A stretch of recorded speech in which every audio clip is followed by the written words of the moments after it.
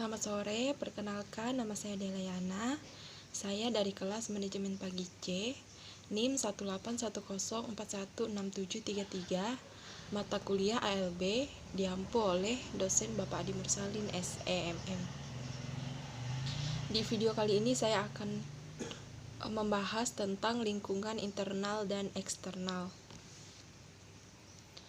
Apa itu lingkungan internal? Lingkungan internal adalah lingkungan organisasi yang berada di dalam organisasi tersebut dan secara formal memiliki implikasi yang langsung dan khusus pada perusahaan. Perusahaan sendiri sesuai konsep masa kini merupakan kumpulan dari berbagai macam sumber daya, kapabilitas, dan kompetensi yang selanjutnya bisa digunakan untuk membentuk market position tertentu. Dengan demikian, analisis lingkungan internal akan meliputi analisis mengenai sumber daya manusia, kapabilitas, dan kompetensi inti yang dimiliki oleh perusahaan. Masing-masing komponen dari analisis lingkungan internal sebagai berikut. Yang pertama, fungsional. Salah satu cara yang paling sederhana untuk memahami dan menganalisis lingkungan organisasi, khususnya lingkungan internal, adalah melalui analisis fungsional yang meliputi fungsi produksi, fungsi pemasaran, fungsi keuangan, fungsi sumber daya manusia, dan fungsi R&D atau Research Development. Fungsi pemasaran. Tujuan utama manajer pemasaran adalah mempengaruhi tingkat, waktu, dan karakter permintaan dengan suatu cara yang dapat membantu perusahaan mencapai tujuannya. Manajer pemasaran merupakan jalinan utama perusahaan dengan pelanggan dan persaingan, dan oleh karena itu manajer pemasaran berkaitan langsung dengan posisi perusahaan di pasar dan bauran pemasaran. Di dalam pemasaran yang harus diperhatikan adalah posisi pasar dan segmentasi pasar, di mana posisi pasar menentukan sasaran perusahaan dan mengacu kepada pemilihan spesifik dari konsentrasi pemasaran, dan hal ini diungkapkan menurut bentuk pasar, produk, dan lokasi geografis. Melalui penelitian pasar, manajer penjualan akan dapat mengklarifikasikan segmentasi pasar dengan aneka produk yang dihasilkannya. Keberhasilan manajer penjualan akan dapat memperbaiki kinerja kepegawaian perusahaan, sebab setelah perusahaan dapat menjual produk, maka langkah berikutnya perusahaan akan mendapatkan uang dari hasil penjualan tersebut. Bauran pemasaran mengacu kepada kombinasi variabel dari produk, distribusi, promosi, dan harga.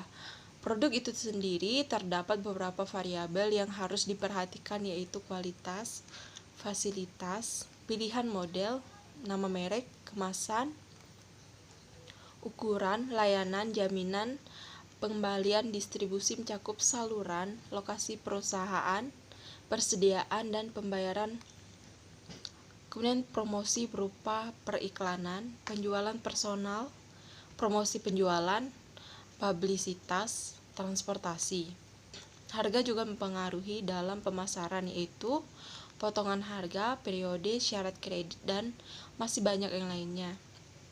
Kemudian siklus hidup produk berkaitan dengan manajemen strategi. Salah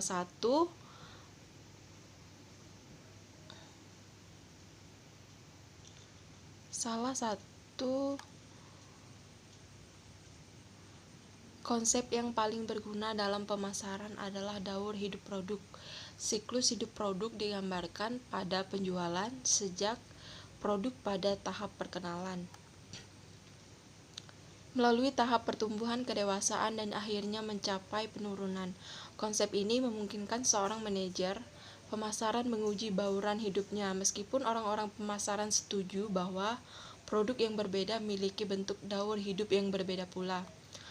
Nah, pertimbangan mengenai daur hidup produk merupakan faktor penting dalam perumusan strategi. Kemudian lingkungan eksternal. Nah, lingkungan eksternal meliputi variabel-variabel di luar organisasi yang dapat berupa tekanan umum dan tren di dalam lingkungan Sokirata atau faktor-faktor spesifik eksternal yang beroperasi di dalam lingkungan kerja atau industri organisasi. Variabel-variabel eksternal ini terbagi menjadi dua jenis, yaitu ancaman dan peluang, yang mana memerlukan pengendalian jangka panjang, yaitu manajemen puncak organisasi. Ada dua lingkungan yang berpengaruh di sini, yaitu lingkungan sosial dan lingkungan kerja.